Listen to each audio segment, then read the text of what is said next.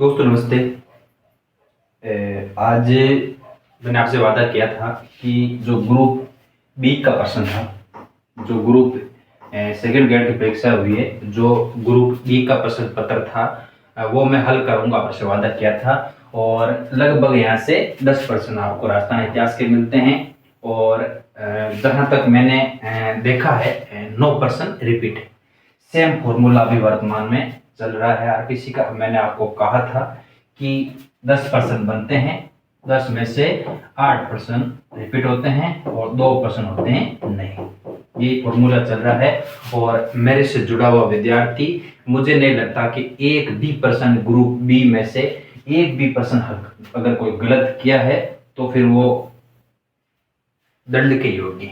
सीधी सी बात ये है, ठीक है ना। तो मैं प्रश्न हल करवाऊंगा और आप समझना इन चीज़ों को। और थोड़ा लेवल वर्तमान में देखो यही है, वर्तमान में लेवल यही है। मैं कंप्लीट राजस्थान जीके की बात करूँ ना, कि ग्रुप बी की बात करूँ तो कितने परसेंट थे? 30% थे, लगभग 30% थे, जिसमें से 26% रिपीट है। 26% रिपीट पर्सन है। 26% ये बहुत बड़ा आंकड़ा है और मैं हमेशा ही इस पर ध्यान देता हूँ। और मैंने कहा कि आप ध्यान देना, ओल्ड इज गोल्ड से बेस्ट कुछ भी नहीं है। 4 प्रश्नों के लिए गाइडें किताबें पढ़ने से अच्छा है ये 26 प्रश्नों का एक कोई प्रश्न बैंक ही पढ़ लो, वो भी पर्याप्त है। राजस्थान जीके में तो इतना ही है, ये आप तय मान चलो। बाकी अब आपकी मर्जी है, आप क्या पढ़ते हो आप क्या नहीं पढ़ते हो, वो आपके ऊपर डिपेंड है। मैं आपको एक अच्छा सुझाव दे सकता हूँ, अच्छे मार्गदर्शक के रूप में मैं आपको बता सकता हूँ, ठीक है। मैं आप प्रश्न हल कर अच्छे प्रश्न है, समझने वाले प्रश्न है, ठीक है। अब देखो, थोड़ा मैं बड़ा कर देता हूँ, साहित्य दिख रहा होगा वैसे तो। इस प्रश्न को देखना। पहला प्रश्न क्या कह रहा है कि सिरोही राज्य का राजस्थान में पूर्ण विलय कब हुआ था? राजस्थान का सिरोही का पूछ रहा है कि पूर्ण विलय राजस्थान सिरोही का राजस्थान में कब हुआ था। मतलब ये पूछ रहे, हम पढ़ते हैं कि सिरोही का विलय कितने चरणों में होता है? 2 चरणों में होता है, ठीक है। 2 चरणों में इसका विलय होता है और पूर्ण रूप से विलय होता है 1 नवंबर 1956। जब राजस्थान का पूर्ण एकीकरण होता है ना, उसी के साथ माउंट आबू वाला क्षेत्र मिलाने से, लगभग अजमेर वाला, दिलवाड़ा और माउंट आबू वाला क्षेत्र मिलाने से सिरोही का एकीकरण पूर्ण होता है और इसी के साथ में ही राजस्थान का एकीकरण पूर्ण होता है, ठीक है। तो 1 नवंबर 1956 को सिरोही का विलय राजस्थान में होता है, जो माउंट आबू और दिलवाड़ा वाला क्षेत्र था, ठीक है। और देखो मैंने इसमें डेट भी है, देखो 5 जनवरी 1949 को इस दिन क्या हुआ था? सिरोही का प्रशासन, सिरोही का प्रशासन, सिरोही का प्रशासन बम्बई सरकार को सौंपा गया था। ये प्रश्न भी बना था, देखो 5 जनवरी 1949 को क्या होता है कि सिरोही का प्रशासन बम्बई सरकार को कब सौंपा गया, तो वो हो जाएगा 5 जनवरी को। और सिरोही का प्रशासन अगर याद रखना एक अलग प्रश्न लेवल बनता है, तो मैं यहाँ से आपको मैं थोड़ा समझाता हूँ कि सिरोही का प्रशासन भारत सरकार को कब सौंपा। भारत सरकार को कब सौंपा, तो वो था 8 नवंबर 1948। ये लाइन आप जरूर याद कर लेना। ये 2 चीजों पर इस चीज पर प्रश्न बन चुका है, इस पर भी नई प्रश्न बना है। प्रश्न कैसे बनेगा कि सिरोही का प्रशासन भारत सरकार को कब सौंपा गया था, ये याद से 8 नवंबर 1948 को। और सिरोही का प्रशासन बम्बई सरकार को कब सौंपा गया, तो वो था 5 जनवरी को सौंपा गया था। ये चीज मैंने आपको इस प्रश्न की तो आपकी मैंने प्रश्न करवा दिया था, पर तो ये नया प्रश्न बन सकता है, अच्छे से इसको तैयार करना। और प्रश्न कह रहा है कि सिरोही का पूर्ण विलय राजस्थान में कब होता है, तो वो होता है 1 नवंबर 1956 को होता है, ठीक है। अच्छा प्रश्न है और कुछ भी डीपली प्रश्न नहीं है, बेसिक प्रश्न। हम जब 7 चरण पढ़ते हैं तो स्पष्ट रूप से हम ये चीजें पढ़ते हैं, ठीक है। ये जरूर याद रखना कि भारत सरकार को सिरोही का प्रशासन कब सौंपा था, ये डेट आप याद रखना 8 नवंबर 1948 को, ठीक है। अगला प्रश्न देखो। शायद पेज थोड़ी इधर आ जाए, देखो। अब इस प्रश्न में क्या नया प्रश्न क्या है मुझे बताओ आप। निम्न में से किस सभ्यता को भारत में सभी ताम्रयुगीन ताम्रयुगीन सभ्यता की जननी माना जाता है? ठीक है ना। तो इसमें नया क्या प्रश्न, हम डेली ही इसको पढ़ते हैं कि गणेश्वर को ताम्रयुगीन सभ्यता की जननी कहा जाता है। ठीक है ना, ताम्रयुगीन सभ्यता की जननी इसको कहते हैं, और ताम्र संचय भी इसको कहते हैं, याद रखना, ताम्र संचय कहते हैं, परंतु आहड़ को कहते हैं ताम्रवती नगरी। ताम्रवती नगरी, ये आप माइनर मिस्टेक आप याद रखना, जब भी ताम्रवती नगरी पढ़ो तो आहड़ पढ़ना, और ताम्र संचय स्थल है वो गणेश्वर है, और ताम्रयुगीन सभ्यताओं की जननी वो भी गणेश्वर है। ठीक है, बेसिक प्रश्न है, कुछ भी नहीं है, थोड़ा आप ध्यान रखना। ताम्रवती नगरी कहते हैं आहड़ को। ठीक है, अब इसमें बताओ नया क्या प्रश्न, मुझे बताओ आप।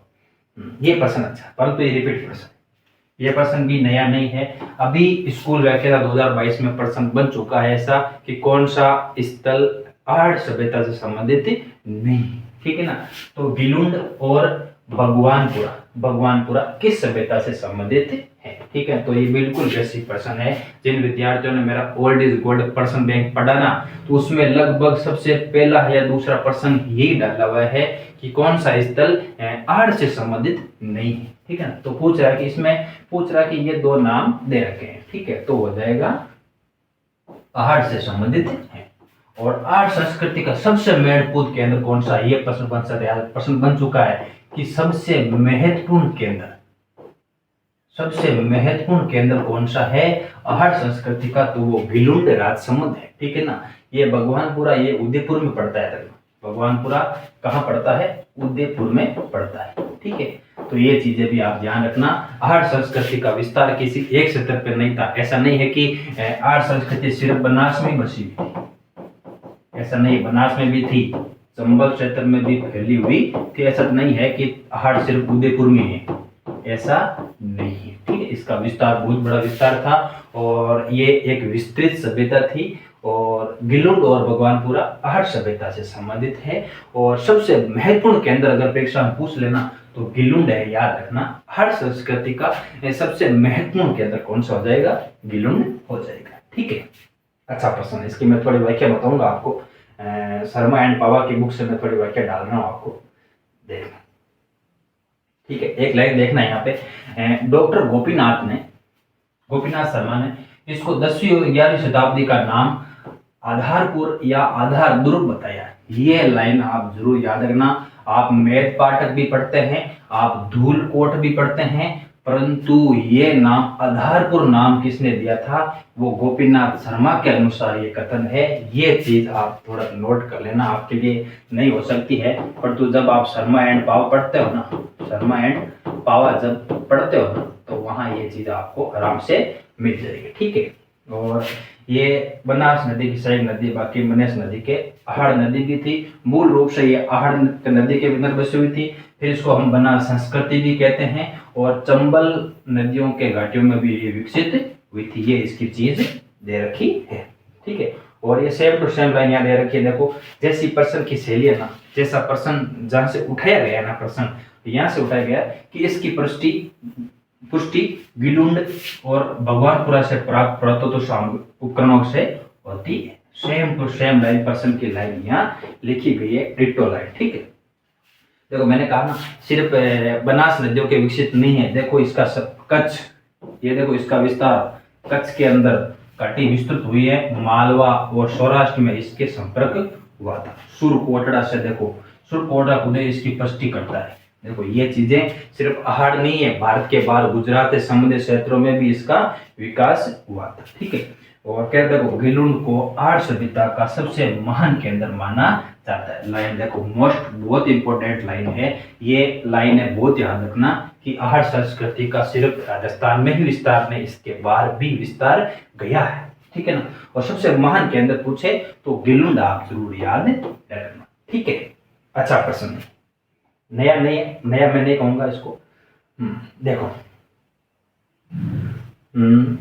इस प्रश्न को देखो, अब इसमें नया प्रश्न क्या है? रिपीट प्रश्न है, सेम डिटो प्रश्न पहले की परीक्षाओं में पूछा जा चुका है, इसमें नया कुछ भी नहीं। नीलरतन बनर्जी और कैलाश नाथ निम्नलिखित पुरातत्व स्थल से उत्खनन से संबंध रखते हैं। तो हम पढ़ते हैं कि बेराट की सर्वप्रथम खोज 1937 में होती है। राखलदास बनर्जी,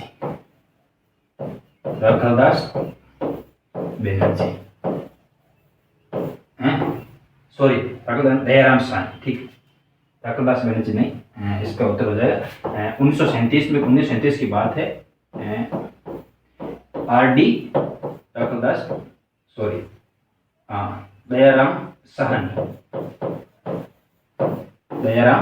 ठीक, 1937 में इसकी खोज करते हैं। दयाराम साहनी के द्वारा इसकी खोज की जाती है। और फिर 1961 की बात है, लगभग 1961 की बात है। ये दो व्यक्ति क्या करते हैं, सर्वप्रथम इसका उत्खनन करते हैं। इसका उत्खनन करते हैं। 1961 में उत्खनन करते हैं और 1937 में इस सभ्यता की खोज करते हैं। दयाराम साहनी के द्वारा इसकी खोज की जाती है और उत्खनन कार्य इन दोनों के द्वारा किया जाता है 1961 में, ठीक है। तो ये इसका संबंध हो जाएगा बेराट से इनका संबंध, ठीक है। अच्छा प्रश्न, परंतु रिपीट प्रश्न है, इसमें नया कुछ भी नहीं। ये देखो, बहुत सारे जब उत्तर कुंज जारी लोगों ने की है तो आज तो RPC की वजह से ऑफिशियल जारी हो गई है, ठीक है, आप मिला लेना। और प्रश्न पूछ रहा है घटियाला शिलालेख का संबंध मंडोर शाखा के किस प्रत्यार शासक से, ठीक है। देखो मंडोर, जब घटियाला शिलालेख की बात करते हैं ना, तो उसमें लगभग कंप्लीट प्रारंभिक प्रत्यारों की जानकारी दे रखी है, हर शासक की जानकारी दे रखी है, इसलिए यहाँ कंफ्यूजन हो सकता है। परंतु पूछ रहा है कि घटियाला शिलालेख किस काल में, किस शासक के काल का है, शासक का काल पूछ रहा है, विवरण दिया हुआ नहीं पूछ रहा है। ऐसा नहीं पूछ रहा कि इसमें विवरण किसका है या नहीं है, प्रश्न पूछ रहा है किस शासक के काल में ये लिखा गया, तो वो था केकुक। वो कौन था, केकुक के काल में लिखा गया था, रज्जिल नहीं था, याद रखना। बहुत से विद्यार्थियों ने इसका उत्तर रज्जिल किया है, परंतु रज्जिल नहीं था। रज्जिल का विवरण मिलता है, परंतु केकुक के काल में इस घटियाला शिलालेख की रचना की गई थी, ठीक है। लगभग ये होता है 861 ईस्वी का ये लेख मिलता है, ठीक है। ये भी मैंने ओल्ड इज गोल्ड में सबसे पहला प्रश्न ये डाल रखा है। सबसे पहला प्रश्न ओल्ड इज गोल्ड में ये है, लाइन टू लाइन प्रश्न यहाँ डाल रखा है। और मैं थोड़ी आपको इसकी व्याख्या बता देता हूँ। देखो, ये चार लेखों में लिखा गया है। इसकी लेख संस्कृत भाषा में है, ठीक है, ये भी यहाँ लिखी हुई है। और ये लेखों में केकुक प्रत्यार को न्यायप्रिय, जनहित, संपादक कर्ता और दुष्टों का दंड देने वाला कहा गया है। तो इसके ये काल में लिखी गई थी। ये गोपीनाथ शर्मा की राजस्थान इतिहास के शोध पुस्तक में स्पष्ट मिलता है, ठीक है। अगला प्रश्न देखो, ये प्रश्न देखो, अब इसमें भी नया कुछ भी नहीं है, पुराना प्रश्न है। जब ओल्ड इज गोल्ड पढ़ोगे तो स्पष्ट उसमें ये मैंने व्याख्या डाल रखी है कि अजमेर का पहला चौहान शासक जिसने अपने नाम पर सिक्के जारी किए वे था, ठीक है। तब जब हम पढ़ते हैं ना अजयराज, इसका उत्तर क्या हो जाएगा, अजयराज होगा। जब हम अजयराज पढ़ते हैं ना, तो अजयराज के काल में सबसे पहले याद रखना ये सिक्के थे चांदी के। याद रखना ये सिक्के किसके थे, चांदी के सिक्के थे। और एक तरफ तो नाम लिखा होता था अजयराज, ठीक है ना, अजयराज। दूसरी तरफ होता था लक्ष्मी का अंकन। क्या होता, लक्ष्मी का अंकन, ठीक है, अंकन, ठीक है, लक्ष्मी का अंकन। एक तरफ अजयराज नाम होता था और सिक्के थे, सिक्के के नाम क्या थे, श्री अजयराज नाम के सिक्के चलाए थे। और बहुत सारे ऐसे सिक्के भी मिले हैं जहां उसकी रानी सोमलेखा का नाम भी मिलता है। रानी इसकी क्या नाम था, सोमलेखा का नाम भी सिक्कों पर मिलता है। तो प्रश्न ये भी बन सकता है कि कौन से शासक ने अपने पत्नी के नाम पर सिक्के जारी किए थे, तो वो अजयराज ही था। और ये सिक्के चांदी के थे। आप ये थोड़ी नई जानकारी ऐड कर लेना। और अजय एक तरफ था अजयराज, दूसरी तरफ लक्ष्मी का अंकन सिक्कों पे मिलता है। और सिक्के के नाम क्या थे, श्री अजयराज के नाम से सिक्के जारी किए थे। और रानी के सिक्के भी मिलते हैं, जिसका रानी का नाम है सोमलेखा, रानी का नाम है, ठीक है। अच्छा प्रश्न है, परंतु रिपीट प्रश्न है, सीधा प्रश्न रिपीट उठाया गया। ये देखो, ये भी रिपीट है। अब इसमें नया क्या, ये लगभग 4 से 5 बार परीक्षाओं पूछा जा चुका प्रश्न है कि किस ब्रिटिश अधिकारी ने तात्या टोपे की को फांसी देने के लिए ब्रिटिश सरकार की आलोचना की थी। तो हम ये पढ़ते हैं कि मेजर सावर्स के द्वारा, कैप्टन मेजर सावर्स के द्वारा, यही है और तो कौन सा, हाँ ठीक है, कैप्टन मेजर सावर्स के द्वारा जब तात्या टोपे की जब फांसी दी गई थी तब उसकी आलोचना के रूप में उसका कथन था कि आने वाली पीढ़ियां हमसे जवाब मांगेगी, वो ऐसा कुछ कथन था। ठीक है, तो इतना बेसिक है, कठिन इसमें भी कुछ नहीं। ये प्रश्न एक प्रश्न नया बना है ना? ये प्रश्न नया बना है, देखो थोड़ा कथन है, शायद छोटा, इससे छोटा तो नहीं होगा, है ना? ठीक, कोई दिक्कत नहीं। हम भारतीय इतिहास में स्वतंत्रता सेनानियों के अनेक ऐसे उदाहरण मिलते हैं जिन्हें भारत की सांस्कृतिक स्वतंत्रता के लिए अपने पुत्रों का बलिदान कर दिया था, किंतु केसर सिंह भारत का एकदम ऐसा उदाहरण जिन्हें अपने पुत्र के साथ साथ अपने दामाद की भी मातृभूमि की स्वतंत्रता प्राप्ति के लिए बलिदान करने के लिए भेज दिया था। ये कथन किसका है? तो ये कथन हो जाएगा रास बिहारी बोस का। ये कथन किसका है? रास बिहारी बोस का है। ये एक प्रश्न इस परीक्षा में नया बना है। 9% रिपीट है, 9% तो रिपीट है और 1% ये नया बना है। अगर आपको याद नहीं था तो इसको आप छोड़ भी सकते हो, क्योंकि हमारे तो कहीं किताबों में इसका उल्लेख नहीं मिलता, अभी तो मुझे कहीं नहीं मिला है। अगर मिलता है तो इसका मैं विवरण आपको डाल दूंगा। ठीक है, ये प्रश्न तो इसमें बहुत सारे विद्यार्थियों ने गलतियां की है। मुझे 8 से 10 बच्चों के मैसेज मिले कि सर हम इसमें कंफ्यूजन हो गए। तो अब इसमें देखो कंफ्यूजन वाली बात ही नहीं है कि मेवाड़ प्रजामंडल की स्थापना वर्ष 1938 में की अध्यक्षता में की गई थी। अध्यक्षता पूछ रहा है, प्रश्न तो पढ़ो। आप जब प्रश्न पढ़ोगे ना तो प्रश्न का उत्तर निकल जाएगा। थोड़ा सा मैंने कहा था परीक्षाओं के पहले कि आप मस्तिष्क को एक चेतन अवस्था में रखना और सोच विचार के प्रश्न को पढ़ना, फिर उसके उत्तर देना। देखो माणिकलाल वर्मा ने की क्या थी? स्थापना की थी। माणिकलाल वर्मा ने स्थापना की थी, जबकि बलवंत राय मेहता क्या था? अध्यक्ष था। बलवंत राय मेहता क्या था? अध्यक्ष था। और प्रश्न पूछ रहा है किसकी अध्यक्षता में की गई थी?